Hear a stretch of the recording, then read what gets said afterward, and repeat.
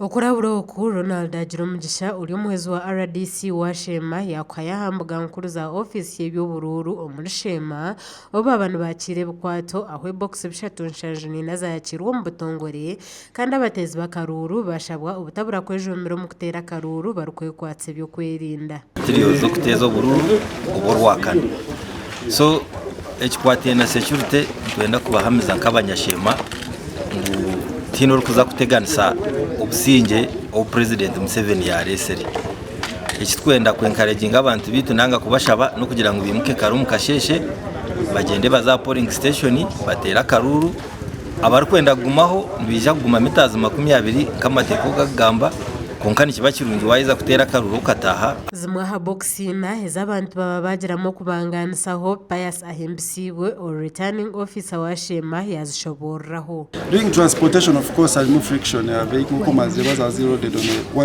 one track, so movement says or sales is with the plastic. They are not there. Zero braking. By that braking, no provision of replacing. That's why you saw I have reserve sales. So we record the broken and record what we've used to replace it. Batyo bamwe mbebembezi b'ekibina kya rwanyisiriza nuko kushobora okubetebekanise no kubagambira abantu babo okurebeka ngo batera karuru barinda ebikozurwe. Rwa munonga kureba ngo exercise nenga process eriyone gumizamu nekora kuba waba uryo mugore ukareba batandi bajuga barete bintu umanye ngo baga yagira ki yata so abanyashema twena tube ready kutera karuru kihorere kandi ko muntu obu otwirotira hamtima owo kubasa kuterera karuru no kucira munonga president yowe Kaguta 7 kandi process yo kuverifyinga yagendaje munonga kandi byona byaterera hakuba hagururu box 3 nshaje na mshanje aho box bona butarije